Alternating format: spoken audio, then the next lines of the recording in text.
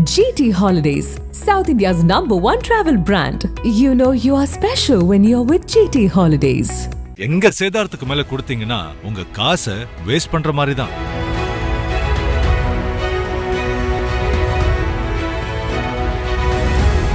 மைத்ரேயன், மருது அழகராஜ், அப்புறம் அன்வர் ராஜா, இவங்க யார் போனப்பையும் பதறாத எடப்பாடி பழனிசாமி இப்போ ஏங்க பதறாரு? ஜெயிச்சா கோவில தான் நாங்கள் விழா நடத்துவோம் அப்படின்னு ஏன் சொல்றாருன்னு புரியுதா அப்படின்னு அதற்கு ஒரு அரசியல் காரணங்கள் சொல்லப்படுது. அது என்ன, அதனுடைய பின்னணி என்ன அப்படிங்கிறது குறித்து பார்ப்போம். அதே மாதிரி தேமுதிக இப்போ அதிமுகவை நோக்கி வர தொடங்கி இருக்கோ, அதற்கான சிக்னலை தர தொடங்கி இருக்கோ அப்படிங்கிற பேச்சுக்களும் எழுந்திருக்கு. மகனுக்கான ராஜ்யசபா சீட்டுக்காக தான் பிரேமலதா விஜயகாந்த் இப்படி ஒரு ஸ்டாண்ட் எடுத்திருக்காரு. அதிமுக கூட்டணி தர்மத்தை கடைபிடிக்கக்கூடிய ஒரு கட்சி அப்படின்னு சொல்றாங்க அப்படின்னு அதற்கு ஒரு விமர்சனங்கள் எழுந்திருக்கு. பின்னணிகள் என்ன அப்படிங்கிறத இணைத்து விரிவாக பேசிடலாம். Welcome to sensation.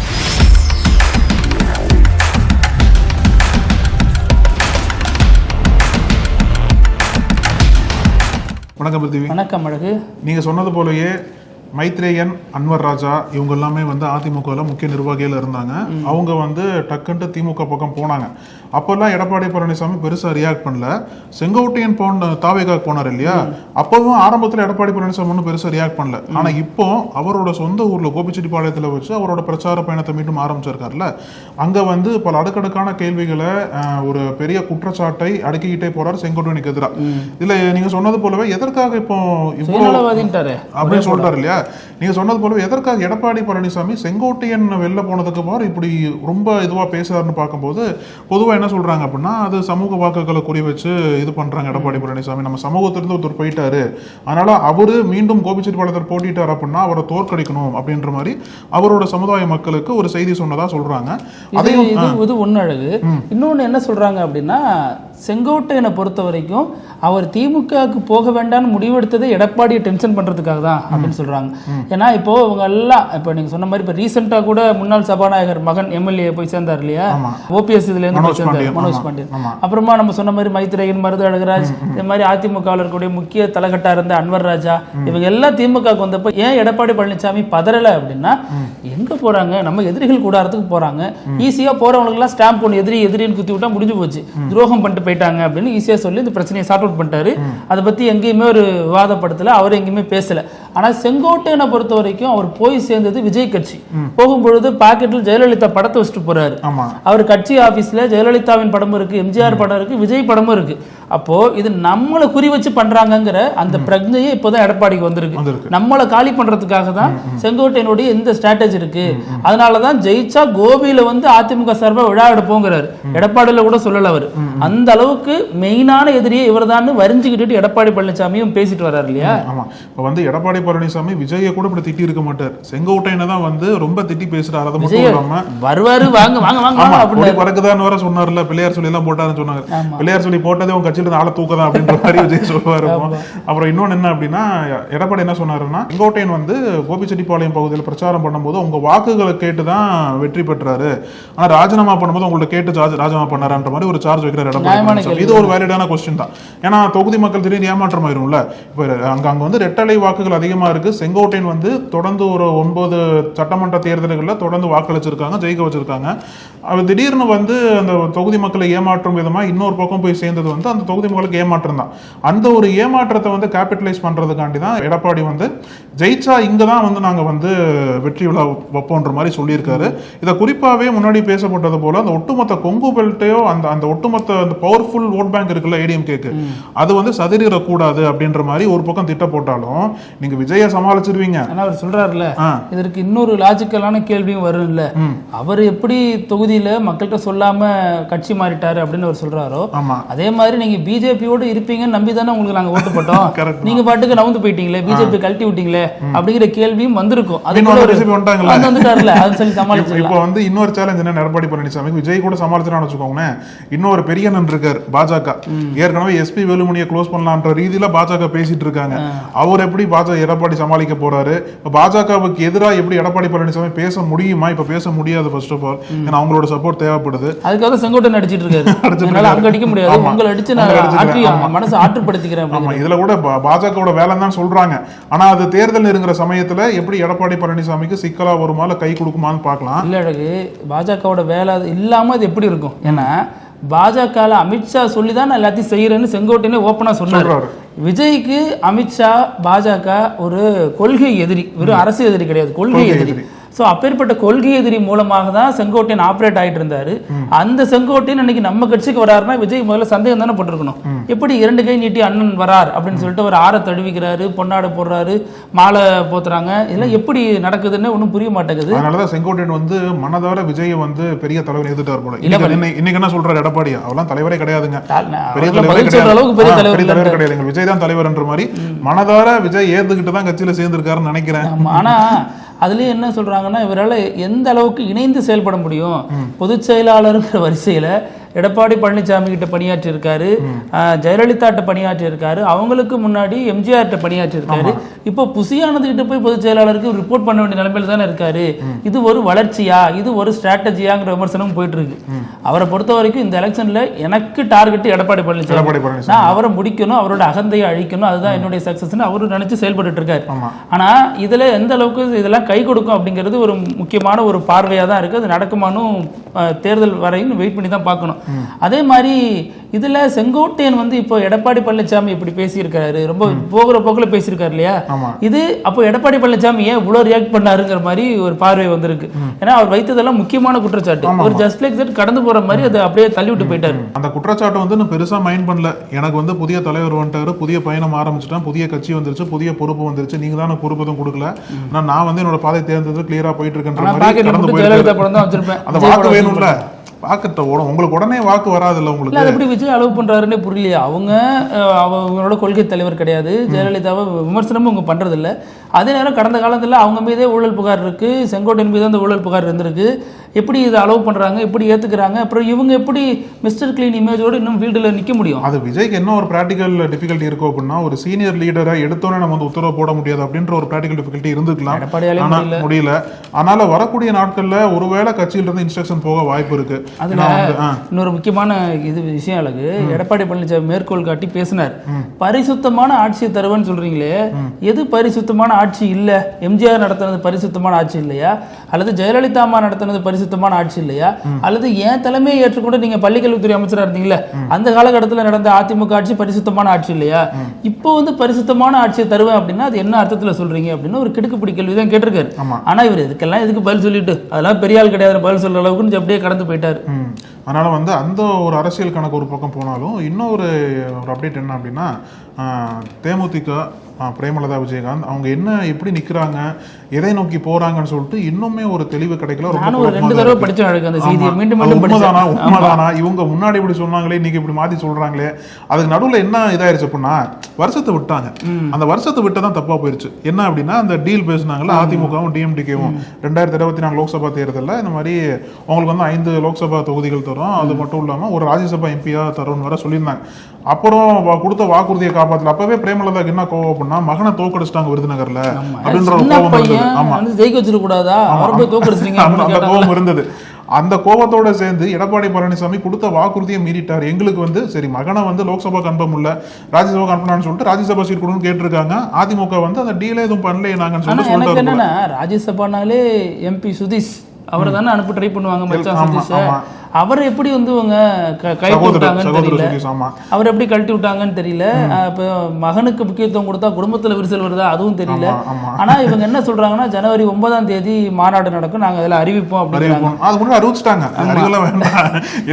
இதுக்கு முன்னாடி சொல்லியிருந்தாங்க அழகு. பிரேமலதா விஜயகாந்த் என்ன சொன்னாங்கன்னா, அந்த ஒரு கடிதம் என்கிட்ட இருக்கு, நான் நினைச்சேன்னா அதை வெளியிட முடியும், ஆனா பொது வெளியில வெளியிடுறது அவ்வளவு நாகரிகமா இருக்காது, அதனால நான் அந்த கடிதத்தை வெளியிடல, எங்களுக்கு ராஜ்யசபா சீட்டு தருவேன்னு சொன்னாங்க அப்படின்னு இவங்க சொன்னாங்க. ஆனா எடப்பாடி பழனிசாமி உங்களுக்கு வந்து ஆதாரம் இருக்கான்னு நம்மளை பார்த்து செய்தியாளரை பார்த்து கேட்டாரு, அதெல்லாம் எதுவுமே இங்க பேசப்படலை அப்படின்ட்டாரு. ஆனாலும் இப்ப அதிமுகவும் பலவீனமா தான் இருக்கு, பெரிய அளவுல கூட்டணி கட்சிகள் வரல. தேமுதிக வந்தா ஒரு சாதகமான தோற்றம் உருவாகும். அந்த அடிப்படையில தேமுதிகவை நிறைய 2 முறை ஆர்பி உதயகுமார் பார்த்து பேசினார் பொது இடத்துல, அவங்களும் பிடி கொடுக்காம தான் பேசினதா நடந்ததா சொல்லப்பட்டுச்சு. ஆனா இன்னைக்கு இப்போ என்ன சொல்றாங்க அப்படின்னா, ஈரோட்டில் நடந்த ஒரு ஃபங்க்ஷன்ல அதிமுக நல்ல கூட்டணி தர்மத்தை மதிக்கிற கட்சி தாங்க, திமுக தான் சரியில்லை, 50% மட்டும்தான் வாக்குறுதி நிறைவேற்றிருக்காங்க, இன்னும் 50% வாக்குறுதி நிறைவேற்றவே இல்லை அப்படின்னு கடுமையாக இப்படி சாடி இருக்காங்க. இதுக்கு முன்னாடி திமுக பாராட்டி பேசியிருந்தாங்க, அப்போ அவங்க பேச்சுவார்த்தை நடக்குதுன்னு சொல்லப்பட்டுச்சு. இப்ப அதிமுக பாராட்டி திமுக விமர்சிச்சிருக்காங்க. அதுவும் எந்த இடத்துல பிரச்சனை வந்துச்சோ அந்த இடத்தையும் அவங்க மறுபடியும் பூசி மொழிகிறாங்க. கூட்டணி தர்மத்தை கடைபிடிக்கக்கூடிய கட்சி அதிமுக. இந்த எலெக்ஷனை பொறுத்த வரைக்கும் கூட்டணி தர்மத்தை கடைபிடிக்கக்கூடிய கட்சி தான் வெற்றி பெறும், தேமுதிக இருக்கிற அணி தான் வெற்றி பெறும்னு ரெண்டாவது ஒரு பாயிண்ட் சொன்னார் இல்லையா, அது எடப்பாடிக்கா மட்டுமே சொன்ன மாதிரி தான். அதிமுக போய் வழியேக்க போய் பேசினாங்களா இல்ல பாஜக இருந்ததுதான் உத்தரவாதம் மச்சான்னு தெரியல. டக்குன்னு அதிமுக பேசுனதுதான் நம்ம காட்சிகளை பார்த்தோம். ஆனா பாஜக மறைமுகமா அஜெண்டாவோட நீங்களும் கூட்டணிக்கு வந்துருங்கன்ற மாதிரி வேற என்ன அசூரன்ஸ் கொடுத்தாங்கன்னு தெரியல. ஏன்னா இப்போ அதான் அந்த அக்ரிமெண்ட்ல வருஷம் போடாம விட்டாங்க, எந்த வருஷம்னு சொல்லல, அதனாலதான் முன்னாடி இப்படி பேசணும். இப்ப கூட்டணி தர்மத்தை மதிக்கக்கூடிய ஒரு கட்சி அதிமுகன்னு சொல்லிட்டு இப்ப அப்படியே பல்ட்டி அடிச்சு பேசுறாங்க. நீங்க நல்லா பாத்தீங்கன்னா பெரிய பெரிய கட்சி, அதாவது என்டிஏ கூட்டணி தமிழ்நாட்டில் இருக்கக்கூடிய பெரிய கட்சிகளை ஓரணியில கொண்டு வர திட்டம் தான் இது. முதல் கட்சியா அதிமுகவை மல்லு கட்டி இழுத்துட்டு வந்துட்டாங்க. எடப்பாடி கடைசி வரைக்கும் போவே மாட்டேன்னாரு, வெயிட் பண்ணி ஹோட்டல்ல வச்சு உறுதி பண்ணாங்க கூட்டணியை. அதற்கடுத்து பாமகல ஆட்டோமேட்டிக்கா தந்தைமான் கடையில பிரச்சனை போயிட்டு இருந்துச்சு. ரெண்டு பேருக்கு என்ன பண்றதுன்னு தெரியல. தந்தை ஒரு பக்கம் டீல் பண்றாரு, மகன் ஒரு பக்கம் டீல் பண்ணாரு. ஆமா, கடைசியா மகனுக்கு சின்னத்தை ஒதுக்கி விட்டாங்க. இந்த பாமக தான் பாஜக கூட்டணி வைக்க போதுங்கிறது உறுதியாயிடுச்சு. இப்போ தந்தையினுடைய ஸ்டேட்டஸ்க்காக வெயிட் பண்றாங்க. ஆனா இவர் தலைமையிலான பாமக வருதுங்கிறது கிட்டத்தட்ட உறுதி பண்ணப்பட்டுடுச்சு. பாமக அடுத்த வாக்கு வங்கி அளவில் பெரிய அளவில் கட்சினா தேமுதிக, அதை இப்ப சரி கட்டி உள்ள கொண்டு வந்துட்டாங்க. இன்னமும் புதிய தமிழகம் அப்புறம் மக்கள் முன்னேற்ற கழகம் இந்த 2-3 கட்சி தான் இருக்கு. ஜி.கே. வாசன் ஆல்ரெடி இருக்காரு, அவர் கூட தமிழறிவு மணியன் போன்றவர்கள் இணைந்துட்டதா சொல்றாங்க. இந்த மாதிரியான ஒரு கூட்டமைப்பை ஒரு கூட்டணியை கிட்டத்தட்ட பாஜக இப்ப வடிவமைச்சிருச்சு. அதுக்கு பின்னணியில என்ன காரணம் வேணாலும் சொல்லலாம். ஆனா என்டிஏ கூட்டணி உருப்பெற்று கொண்டு இருக்கிறது. ஆனா இன்னொரு ரெண்டு சந்தேகம் என்ன அப்படின்னா, ஒண்ணு நீங்க குவான்டிட்டியா பேசின பிரச்சனை கிடையாது, ஆனா குவாலிட்டியா இருக்கான்னு பேசணும். உங்களுக்கு 30 கட்சி சேர்த்து வச்சுக்கோங்க, ஆனா 30 கட்சிகளுக்கும் குவாலிட்டி இருக்க வாக்குகளை கன்வெர்ட் பண்றது அந்த ஒரு சிக்கல் என்பது இந்திய கூட்டணிக்கு இன்னொரு தொடர்ந்து இருக்குதான். நீங்க ஜி.கே. வாசன் சொல்றீங்க, ஒவ்வொரு கட்சி ஒவ்வொரு ஏரியால செல்வாக்கு உள்ளது தானே. ஜி.கே. வாசன்னா பெருசா செல்வாக்கு இல்லல்ல, அவங்கள வச்சு எப்படி தஞ்சாவூர் போன்ற பகுதிகளில் அவருக்கான ஒரு குறிப்பிட்ட செல்வாக்கு ஒரு வாக்கு வங்கி இருக்க தானே செய்யும். தந்தை மூப்பனாருக்கான வாக்கு வங்கி இன்னமும் கொஞ்சம் இருக்கும். அது எப்படி வேணாலும் நீங்க எடுத்துக்கலாம், சாதி ரீதியான வாக்கு வங்கியா இருக்கலாம் அல்லது அமைப்பு ரீதியான வாக்கு வங்கி, எப்படியோ நீங்க பாத்தீங்கன்னா அந்த வாக்கு வங்கி இருக்க தான் செய்யும். அந்த ஒரு 5% இருக்கட்டுமே, அதையும் மிஸ் பண்ணுவானே. எலெக்ஷன் டைம்ல 1% ஒரு வாக்கு கூட முக்கியத்துவம் வாய்ந்தது தானே. அந்த அடிப்படையில் இது எல்லாரையும் இணைச்சிட்டு வராங்க. அடுத்து இவங்க எந்த சின்னத்தில் நிக்க போறாங்கிற பிரச்சனை வரும். ஆனா முதல் முறையா இந்த எலெக்ஷனை பொறுத்த வரைக்கும் பாஜகவுடைய ஸ்ட்ராட்டஜி மெல்ல மெல்ல நடந்துட்டு இருக்குது அப்படின்னு தான் சொல்றேன். இன்னொரு கேள்வி என்ன அப்படின்னா, இத்தனை கட்சிகளை சேர்க்க போறதா சொல்றீங்கல்ல, தேமுதிக பாமக எல்லாம் வராங்கல்ல, அப்போ இன்னும் 2 கட்சி இருக்குல்ல, அமமுக ஓபிஎஸ் கட்சியாரும் கூட சொல்றாங்க. அமமுக இன்னைக்கு சொல்லிட்டாங்க, நாங்க விருப்பம் கொடுக்க போறோம்ன்ற மாதிரி சொல்லிட்டாங்க. எல்லா தொகுதிகளும் நிக்க போறாங்களான்னு தெரியல. அதற்கு நீங்க திமுகவின் இளைஞரணி செயலாளரும் துணை முதல்வராக இருக்கக்கூடிய உதயநிதி சொன்ன ஸ்டேட்மெண்ட்டை நீங்க பார்க்கணும். அவர் என்ன சொன்னாருன்னா, அங்க அதிமுகக்குள்ள என்ன பிரச்சனை அப்படின்னா, யார் அமித்ஷாவுக்கு சிறந்த விசுவாசியா இருக்காங்க அப்படிங்கறத அதுல உள்ள இருக்கக்கூடிய பிரச்சனை அப்படின்னு அவர் சொல்றாரு. அப்படித்தானே இருக்கு. செங்கோட்டையன் மாறினது கூட கட்சி மாறல, பிரான்ச் தான் மாறி இருக்காரு அப்படிங்கிறாரு. அது மட்டும் இல்லாம அது அப்படித்தானே இருக்கு பாக்குறப்பையும். நீங்க பாருங்க, இப்ப செங்கோட்டையன் ஒரு பக்கம் பிரச்சனை பண்றாரு. எதற்கு? அவர் பிஜேபிக்கு எதிராக எடப்பாடி பழனிசாமியோட பிரச்சனை பண்ணிட்டு வெளில போல, நான் தான் முக்கியமானவன் காட்டுறதுக்காக போறாரு. ஓபிஎஸ் அப்படிதான், இன்னமும் பிஜேபி கடுமையா எதிர்க்கல, டிடிவி பிஜேபி எதிர்க்கல. அதை வச்சு இவர் ஒரு விமர்சனத்தை முன்வைக்கிறாரு. இதுவும் பொதுமக்கள் மத்தியில எடுபடுது. இப்ப அப்படியே இன்னொரு பக்கம் நம்ம தமிழ்நாடு பேசிட்டோம், கேரளால மட்டும் ஒரு சின்ன கேள்வி உங்கள்ட்ட கேட்கலாம் இருக்கு. என்ன அப்படின்னா, கேரளால தேர்தல் நடக்க போகுது இல்லையா, கேரளால பாஜக காங்கிரஸ் இடதுசாரி எல்லாம் ரொம்ப கொஞ்சம் பலமா இருக்காங்க. பாஜகவும் இந்த வாட்டி ஆட்சியை பிடிச்சணும்னு சொல்லிட்டு என்னென்னமோ பண்றாங்க. அதுல குறிப்பா என்ன அப்படின்னா, ஏறக்குறைய இவரு தான் பாஜகவுடைய சிஎம் வேட்பாளரா கேரளால முடிவாயிருச்சுன்ற மாதிரி சொல்றாங்க. யாருன்னு சொல்லுங்க? சசி தரூர். இல்ல சும்மா சொல்றேன், இன்னும் ஃபைனலைஸ் ஆகல. அவர் பேசுற பேச்சு நடக்கிற விதம்லாம் அப்படிதான் தெரியுது எனக்கு. ரொம்ப வருஷமா அதே கனவுல தாங்க இருக்காரு. அவர் சொல்றாரு, 16 வருஷமா காங்கிரஸ்ல பயணிக்கிறேன், காங்கிரஸ் எம்பியா தான் இருக்கேன், கட்சி என்ன விட்டு என்ன வெளில போக சொல்ல, எனக்கு எல்லாம் ஏதோ பிரச்சனை இல்லைன்ற மாதிரி வெளிப்படையா சொன்னாலும், இன்னைக்கு அந்த பார்லிமெண்ட் கூட்டத்தொடர் தொடங்கி இருக்குல்ல, அதுக்கு சோனியா காந்தி தலைமையில ஒரு ஆலோசனை கூட்டம் வச்சிருக்காங்க போல எல்லா எம்பிக்களும் சேர்ந்து. அதுக்கு வந்து சசி தரூர் வந்து கலந்துக்கல. கேட்டா என்ன சொல்றாரு அப்படின்னா, அது ஃபிளைட் மோட்ல இருந்தேன், நான் அப்பதான் ஃபிளைட்ல வந்துட்டு இருந்தேன், ஃபிளைட் மோடுன்னு சொல்றாரா இல்ல வந்து எதனா செய்தி சொல்ல வராரான்னு தெரியல. அதனாலதான் இது வரைக்கும் காங்கிரஸ் எம்பின்னு சொல்லிக்கிறாரே தவிர தேர்தல் இருக்கிற சமயத்துல மறைமுகமா இருக்கக்கூடிய பாஜக ஆதரவு வெளிப்படையா மாறி காங்கிரசுக்கு எதிராக கேரளால சசி தரூர் மாற போறாரா அப்படின்ற ஒரு கேள்வி எழுந்திருக்கு. அதனாலதான் சும்மா சொன்னா ஒரு சிஎம் வந்துருவாரோ அப்படின்ட்டு. அப்புறம் நம்ம நிகழ்ச்சியினுடைய இறுதி பகுதி இப்படி எல்லாமா நடக்கும் அப்படிங்கிறதுக்கு இது ஒரு தரமான உதாரணமா இருக்கு.